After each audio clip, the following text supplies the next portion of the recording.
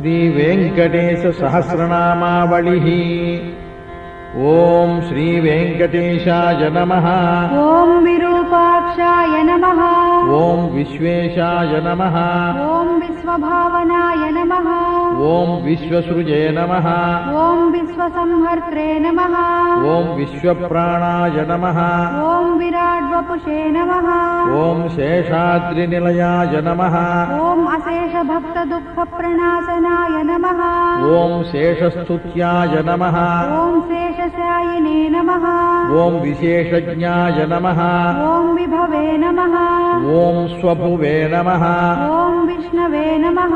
ॐ जिष्णवे नमः। ॐ वर्धिष्णवे नमः। ॐ उत्सहिष्णवे नमः। ॐ सहिष्णुकाय नमः। ॐ भ्राजिष्णवे नमः। ॐ ग्रसिष्णवे नमः। ॐ वर्तिष्णवे नमः। ॐ भरिष्णवे